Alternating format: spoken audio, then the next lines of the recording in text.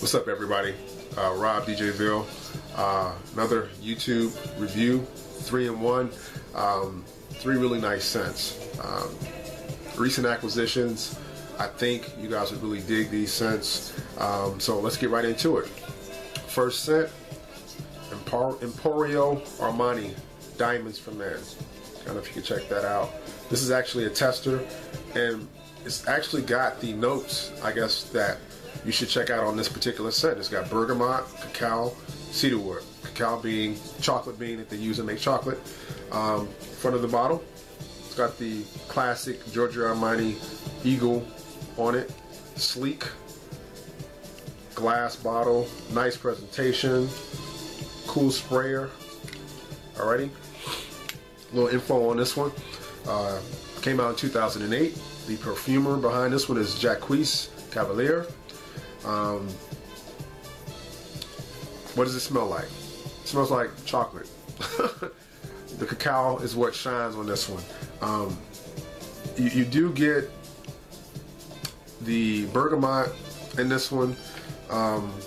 There's also like an amber note, and when it dries down you get the sandalwood and the cedar, but that opening, that chocolate opening with a little bit of the citrus, is what really shines on this one.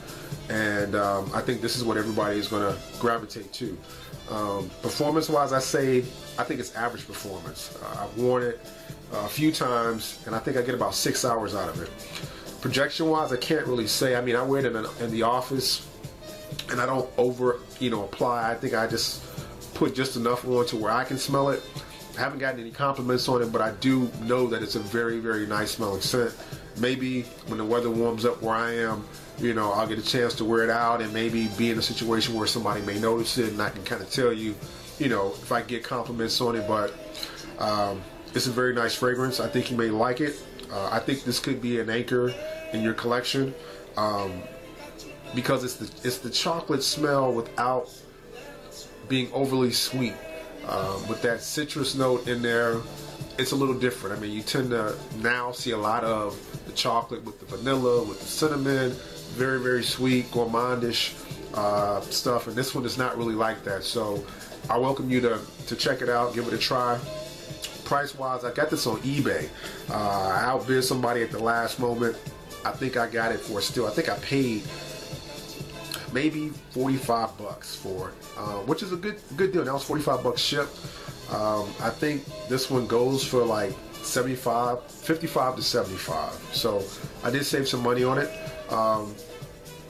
This could be an anchor in your collection. So again, Emporio Armani Diamonds for Men.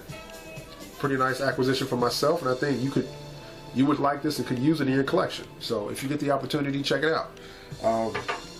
Second acquisition. There's a little story behind this one. I actually wanted to get another fragrance from this house. I had been eyeing it. It's the rave in the fragrance community, and I smelled the bottle, sprayed it on the card back in 2013. It was like, hey, I'm going to pick it up. And I was kind of out of the game for a minute. And I went to the store actually one day to buy it, and I said, you know what, I'm not going to buy it yet. I'm going to spray it on my hand and leave. And if I love it, I'll come back and get it the following day. Sprayed it on my hand and never really fell in love with it. And really, for me, this is one of the first times that I sprayed a fragrance on my hand and I didn't like it as much as I liked it on the card. It never really came alive for me on my hand. It was just kind of like, it sat there and I never really did anything. And my hands were neutral. I had like a fragrance-free lotion on, and it never really came to life for me the way I heard the raves in the fragrance community, so I didn't get it. I actually went someplace else later that day and saw a flanker for that line, one of the recent releases, at least to my knowledge, and I sprayed that and I loved it. It's like, wow. And I ended up going back and getting that one. So without further ado, this Libre by Yves Saint Laurent. So if you can check that out. Alright, nice presentation. It's got the classic bottle style top. This is a 2.0, I believe. Yeah, 2.0. Alright, so what does this one smell like? In my opinion, it's like violet basil. Those are the notes that that shine to me on this one, but it's not like a heavy floral scent. You know, it's kind of, it's got this, it does something. It's different. It's a little different than what's out there. It's lively. It's fun. The scent breakdown, I got it offline just so I can give it to you guys, because I'm not really, you know, I don't get into detail to that extent, but I felt like I wanted to give you this one. This one says violet leaf, pink pepper, basil, patchouli, bergamot, vetiver. So I get the vetiver in the dry down. You know, the bergamot is kind of there in the beginning. It kind of sits behind the violet and the basil. You know, but you get the vetiver in the dry down, and you do get the patchouli. This is a nice scent. This is a really, really nice scent. It performs very, very well. So, you know, no issues with this one in regard to performance. You put this on, don't over apply. Just normal application. It's gonna last you all day. You're gonna smell it in yourself even when you're taking your clothes off at the end of the day. So I highly recommend this one, and I actually like this one a whole lot. I like the original Om too, but I don't have that one. I've got this one, the Libre. So, you know, I think this could be an anchor in your collection or a signature scent. It definitely has, you know, that certain something that could make this a very special scent to that person. So I definitely recommend you go check this one out. So again, Om, Libre, Yves Saint Laurent. All right. Lastly, is a scent that was getting a lot of props from a few different reviewers on YouTube. So figured I'd go check it out. I never bought any scents from this particular designer, but I'm very familiar with the name, and I know people that wear this person's scent, so I had to go pick it up and did a little research in the beginning, and people were talking about it had been reformulated, so make sure you get this particular bottle. So, you know, I went and got this bottle. I had to pay a little extra for this particular bottle.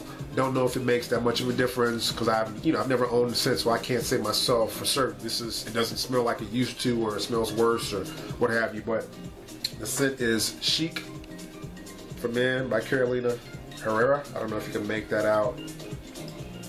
All right, but this is the bottle. This is the darker bottle with the really dark glass on it. Top. Take this off. Square sprayer. Bottom. All right. You can see any of the details on this thing. This is a nice scent, guys. I've only worn this once, but I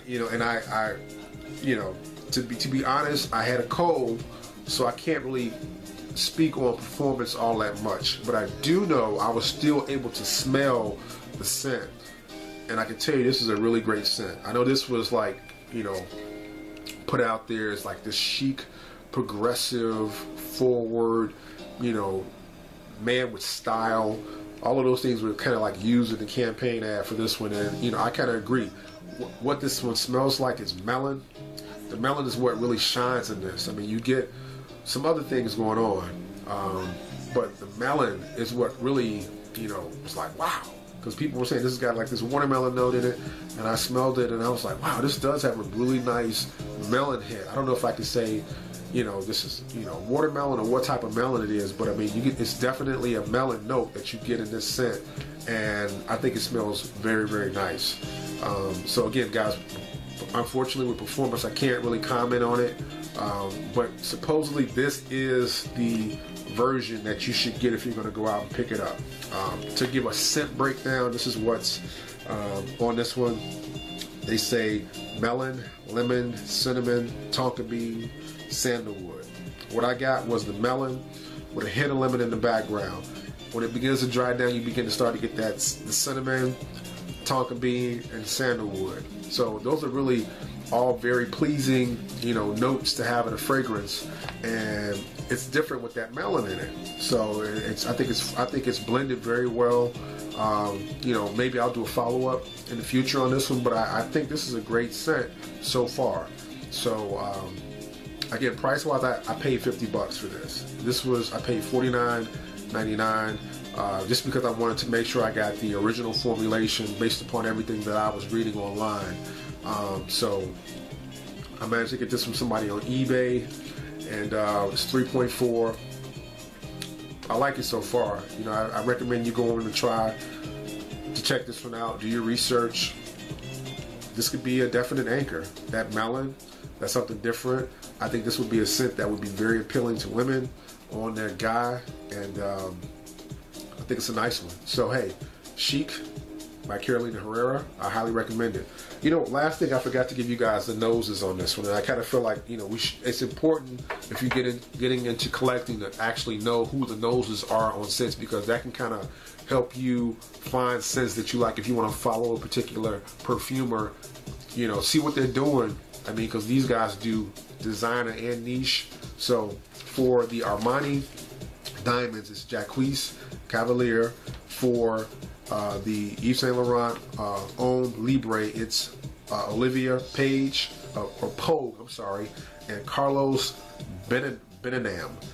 For the Chic by Carolina Herrera, it's Jean-Marc Chalaland. I probably killed the last name, forgive me. Then Carlos Benenam again, and Anne Gottlieb. Okay, Anne Gottlieb is a name that I see on a lot of fragrances that are in my collection. So, you know, those are the noses. All great scents. I think each one can be an anchor. You decide. Check out the website, morethanmusic.com. And this is Rob, signing off.